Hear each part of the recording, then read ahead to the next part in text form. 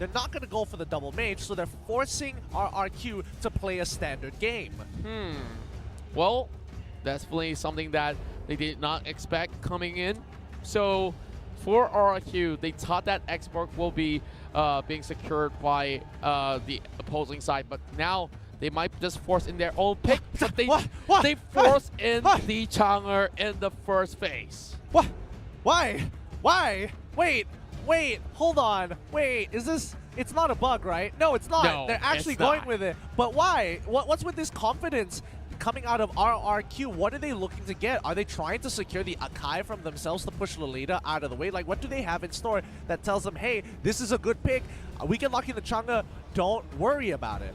I do believe they have something up their sleeves to bully off the Lolita, rendering him useless, completely heading in towards this fourth game of the series. You can see a little bit of fatigue kicking in for both teams. Of course, it definitely is mentally tiring to actually be on top of your game here, but Xborg now being secured by Donkey. Well, I'm looking at how they're supposed to play this one out. They've already got a lot of all these sort of fighters, but well, Masha, I don't think that EVOS Legends will be going for that Masha anyways, but well, they just really want to negate any sort of threats that's made possible. And for EVOS, what should they take out right here? They've already got the mage. They already got that marksman in a sort of sense. Kaja is still on the table, but both sides don't really want to pick it up. I feel like they were kind of baiting out the Xborg as well as the Kaja as well. But I don't think there is a situation where Kaja is decently good, except for right about now here, where EVOS is like,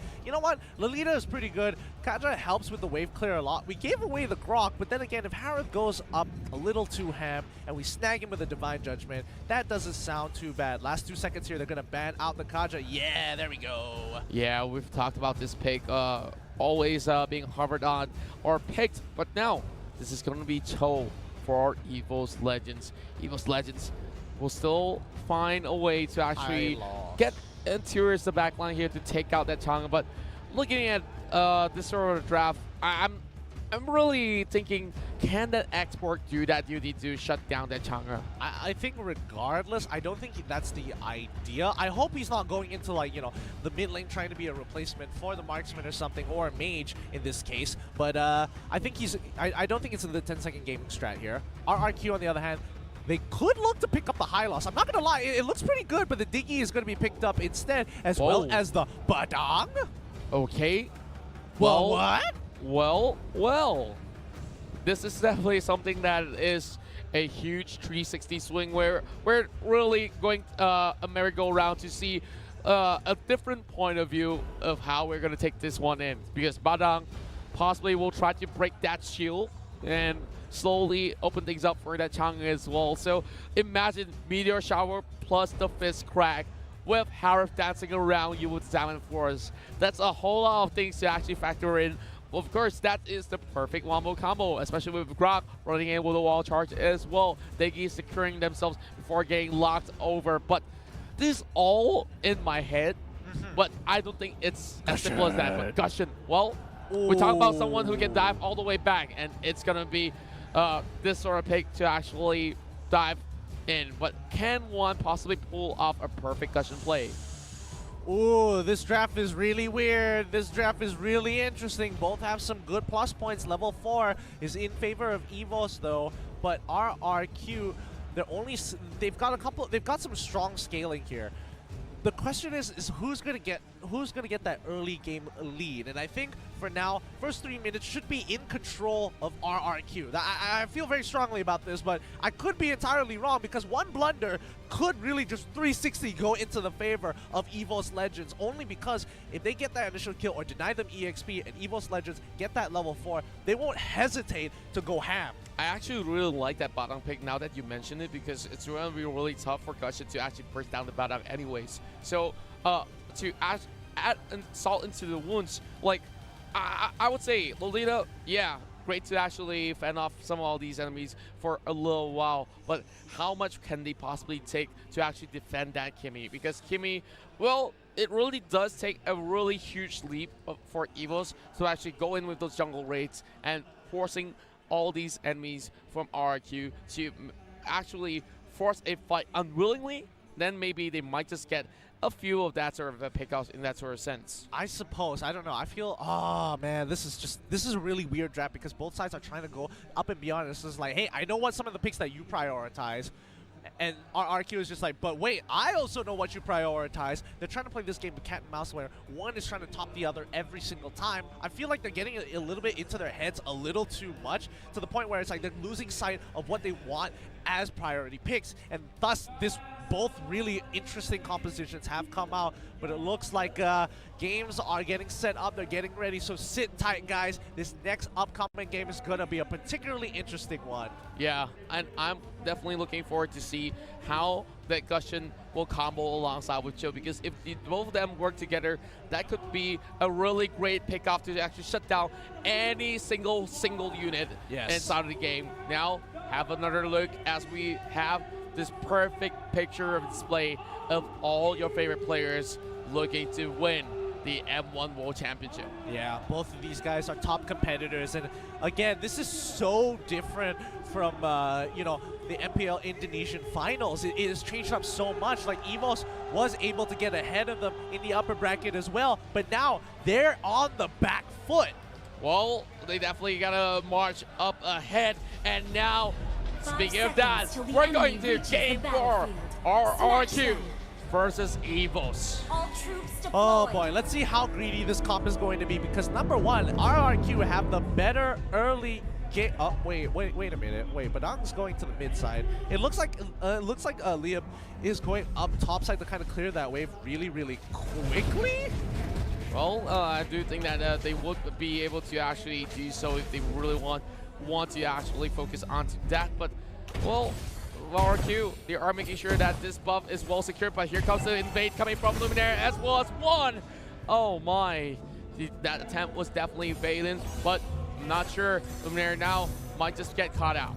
Oh, looks like they want to keep control over this bottom side. They want to actually take the trade. They get the stun onto Vin, but they have to move back. The auto alarm bombs are proving to be a little difficult to deal with, and they chunk 2/3 of the HP of the turret down so quickly. They're going to miss out a wave down mid side, but the jungle is wide open for the taking for RRQ, but they don't even care about that. They want to just stop the game plan of EVOS Legends. Well, EVOS Legends have a plan of their own as well. Don't count them off just yet.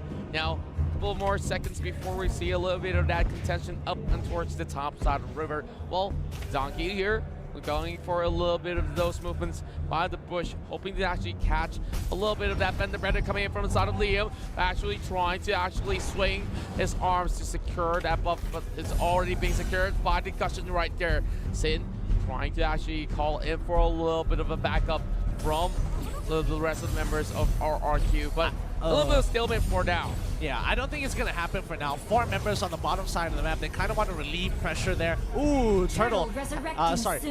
River Crab has been taken away by Sin, who has the Retribution. Luminaire is taking quite a bit of damage from the auto alarm bombs, but you got to remember that Vin will be able to disengage the entire team from a Numenor Blast just with a time journey. Well, I definitely didn't see this Diggy pick to actually be played out in this Game 4 here, because I thought there will be possibly another sort of pick which is left out on the table. Like, might just be like those huge bursty mages. Well, heading into this sort of the wall chart that's being pulled out by Liam, there will be inconsistent being popped out. The Turu opens up the freeze crack here, just trying to get that Gusion back into its where he belongs, inside of that jungle. But here comes Rek, might just be pulled back, immediately dashes off away. Here comes Luminaire joining in, trying to actually push the way forward.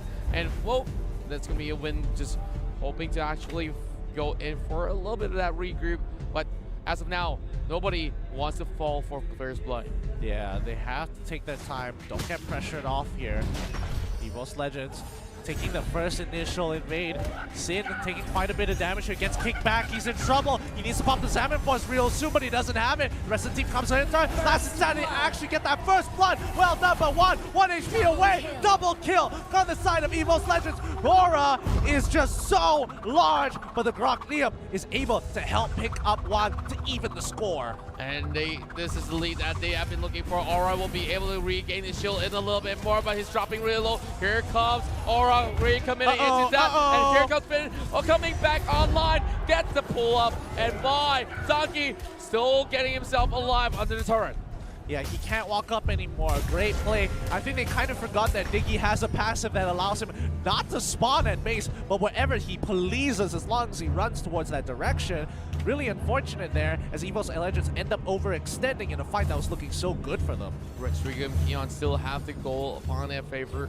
Well, I like the sort of movements that they actually force EVOS to places that they don't want to be, and this is one good example of EVOS trading back here, bursting down Sin, putting in 0 and 2. Now, this is the first time that we're seeing Sin actually losing out, but here comes Aura with the last attempt being popped, and here comes Time Journey as well, popping off on the side of Finn. Donkey, flicker in, kicks it, whips away on the dragon! Donkey, stop it! Stop it, man! We know you're good!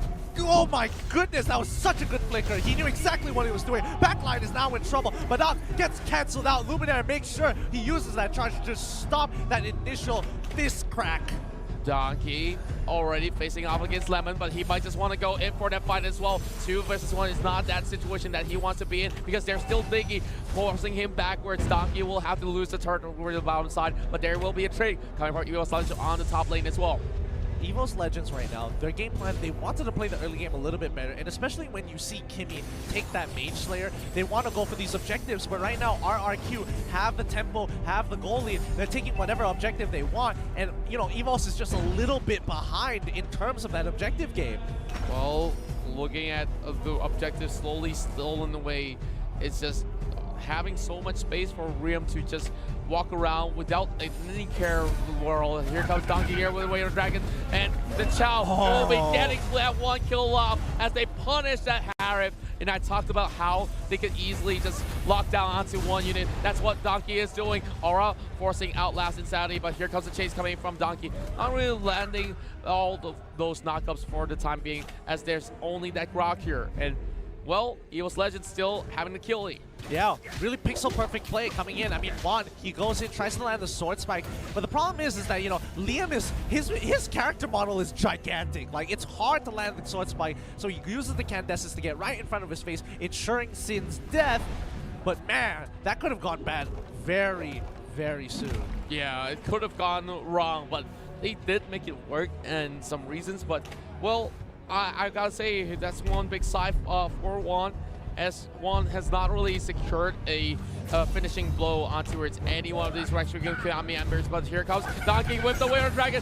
Juan's gonna be committing in as well. That will be Time Journey being opened up, and the Padam turns this fight, takes out both of these assassinators, and they are the ones getting depleted. Oh! Aura makes it away with 1 HP. My goodness, that was close. The rival is what they needed at that point in time, and they will arrive back to the base safely. RRQ taking both the turtle as well as the tower, and now they're setting things straight. They want to settle the score. They want to prove themselves as the real champs. And wow, Meteor Shower being opened up onto Aura as one goes in.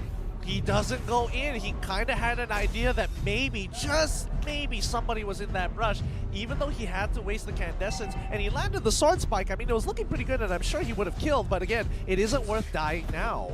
Definitely never worth to fall out just for a play.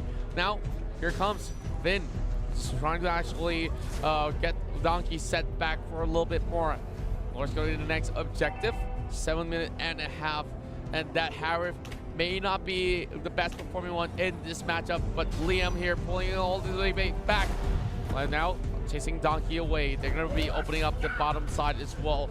How Rex-Dragon actually plays out all these waves were just a definite masterclass for everyone to watch. Absolutely. They're doing a great job, but remember, they're only 4K ahead, and both teams play pretty optimally still during that 4K. It's when it starts breaking the 4K lead to like maybe even 5K. In this case, they're still relatively close, but not just there. Donkey's in trouble. He takes quite a bit of damage here. Luminaire isn't able to protect him with the Guardian's Bulwark. He goes down. This is a good pick But remember, the timing is still there. They can't go for any objectives. They can't dive. And Lord is only spawning in 25 seconds, while Donkey should be back up in about 12. RRQ already evening things out in terms of kill, and Liam getting shredded by Aura. Drew securing that buff, and now RRQ is trying to find a way to actually crash upon the top lane, and it's only going to be one Lolita defending, which means this is a free pass for them to secure the top lane tower. Yep, and remember that 5K is getting very, very close. Donkey getting chucked out again by that meteor shower. He's so close. He's lost pretty much all of his HP. He has to back away, and now Lord is back up. Sin has the concentrated energy. Aura is in trouble, has to use the last insanity to get on out of there, which is going to be a big plus side. But can RRQ burst away this Lord without using their ultimates? Well, Swigo using ultimates right here. They are trying to get as much damage out of being done. And Fizzcrack has already been brought up by Donkey. Donkey jumping right in, and that might just be a steal, but instead, Rexy and Kel will secure it in the back. Power to be popped out as well. Been trying to go in for a chase as well. And Liam all the way in the front line here, looking for Donkey. Down the front, they popped out as well. Nino Tower coming in. Mark's not coming from the back, but it won't be too much as we see Luria dropping out. All right, going last insanity. Here comes EVOS members trying to find a way to reach out towards Liam as well. But here comes no kill. Why would it inconsistent? Here goes Maxwell charge as well. Oh my goodness me. 3 kills in the bag for EVOS Legends. Oh my goodness, that was such a good save from Aura. Aura disengaged from the fight. He's like, you know what, I'm going to go for the back line. Our front line can't handle this. They ended up losing 2 members, but in that fight alone, they chunked them out just low enough to get to the back line, making this Lord push not as effective as it should be. Last Insanity to clear out the way, but they need to make sure Lord dies this time round without losing a single member. Meteor Shower does all pull through, but EVOS Legends, great defense coming into this. They understood what they needed to do, and that was what the play was meant for. Aura 2 times. Last Insanity was the saving grace, where they managed to beat Retrigum Kions there, bursting them off. And of course they were extending to actually try to annihilate all these members of Evil Legends. But how could they possibly push any further with the likes of the export still alive, and they did not have any clue where he was? Yeah, oh, that was really, really unfortunate. I mean, RRQ definitely wanted to get a little bit more out of that, but EVOS just bought themselves some time to kind of even up the score. RRQ have one more opportunity, and that's when it's nearing that 40K mark. Lord should be getting close to spawning by then, and that's going to be the opportunity, because then they're going to hit their next power spike, and EVOS will just be a little bit behind. EVOS finding the lair, sort of a long-term plan coming into effect with Donkey, just easily moving across Diggy as squishy as it is. He still managed to actually find a way to keep himself safe at most of all these team fights.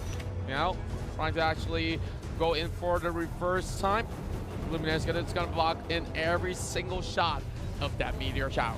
Yeah, he's going to make sure he protects his team. Unfortunately, he wasn't able to do that earlier when Grant kind of plucked him out. Oh no, Donkey, he's in trouble. Triple isn't going to be enough. Luminaire, he's going to flicker. He catches 3 people. Liam is going to be there in the front line. He had that power of nature to protect himself. Great catch from RRQ, but can they capitalize on this? Well, I do think that they could capitalize on losing that flicker from Luminaire. So RRQ wants to make sure that they open up this meteor shower. Will be blocked by Luminaire, being pulled back at the same time.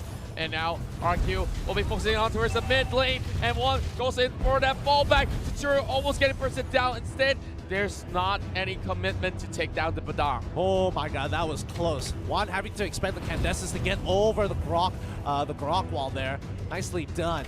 1 more minute to the next Lord. Thunderbelt being bought by Lemon. So far, he's playing extremely safe. Yeah, the Guardian's Barrier just locking up, making sure they can't get into, choke points. But EVOS Esports just looking for an opportunity. Donkey, he doesn't mind going down, to be honest, because that timer isn't like a minute long. So him dying at, before the Lord spawns would be terrible. But he has to be super careful now. Well, it's rather to be safe than sorry, as we see Donkey dancing around, of course showing off his martial arts. Just Finn as well as Sin already trying to secure this sort of buff. One great attempt coming from the Kimi at the same time. Well, it's just gonna take a little bit of that commitment. The time journey being popped there, Finn walks back to safety. Lemon opening up that meteor shower. So Lord, more and more resurrecting defensive soon. items coming online for RRQ and EVOS Esports. Yeah, they can't seem to walk out of their base. They can't afford to lose members at this point in time. Lord is back up. They know what their priority is. Xborg went back to reset, and now Liam buying time. They have to kind of expand their abilities to chunk out Lord. We're looking at Finn here, losing out too much, so he will need to retreat for time being. Lord has already been falling out flat. RRQ gets this Lord, and now it's time for him to shine and force this right through. And now Great Guard is barrier here coming from Liam, and he will easily just dash away. But can EVOS Legends pull off another defense to negate that Lord from crashing in? Oh boy, this is going to be a tough one. And again, remember when I said the 40k mark? RRQ is 45k ahead compared to EVOS Legends, which is a total of 8k gold deficit for the side of EVOS Legends. They are trying to pick up their whatever farm they can actually to kind of at least even out with their final items onto like Juan or maybe even Aura as well. And Rex buys his Genius Wand. Now can they actually pull through? Well, it's only time for EVOS Legends to prove everyone wrong. Well, EVOS almost getting pulled back here, having Donkey going in for a little bit of setup here, but stalling a little bit of time. Last insanity already being utilized, and the Lord crashes right through, and the Lord will be destroyed. Finn almost getting popped up as well at the same time over the top side. We have the toss over onto her Sin, but does not connect just by the edge. Donkey just strafing through, and they are just having a little bit of that battle bruise after the Lord marches in. And here comes RQ going in for round two as well. Down on foot in towards the time journey, and they will go out of a reset. Sin!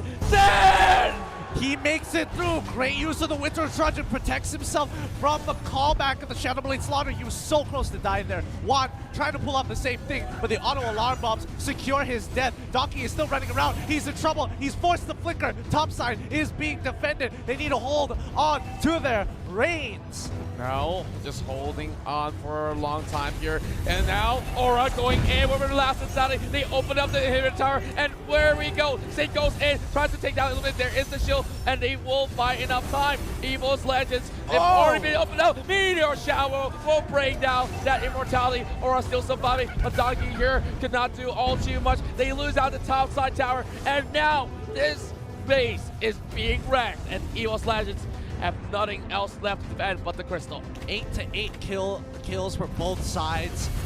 RRQ 53 ahead, at least 10k ahead of EVOS Legends here. This is a tough game. We're looking at Rex, Rickum, Keon having great power to actually just control the entirety of the mid lane. Donkey just making sure that the waste gets depleted, but Liam may not have all too much damage to actually go blow for blow, but the rest of all these guys of EVOS here, we need to find something out. This is such a scary situation. Like, I'm feeling the pressure that EVOS Legends are pulling. They don't want to play anything too flashy like Donkey. He's trying his best, but again, he maybe find a catch here. Oh, he does! They're going straight in, back to the backline, but the Salmon Force might be in. They've cut them off. Sin is in trouble. He has the Winter Trudge to protect himself, and now Liam already coming through with the Guardian's Barons to cut them off, but Luminaire is just done for. He goes down. The rest of the team has to pull back. And pull back they will. There is still the Chow from the back. They've already utilized a lot of ultimates, and here comes Meteor Shower number 2. And Donkey being brought down to 60%. That's going to be Liam already soaking in. Here comes the fast crack, and they will crash right in, trying to take down the rest of the members of EVOS Legends as they split them, trying to go in for the wipeout as well. Triple kill for Sin, and they do not care at all. They are on that point. RRQ, what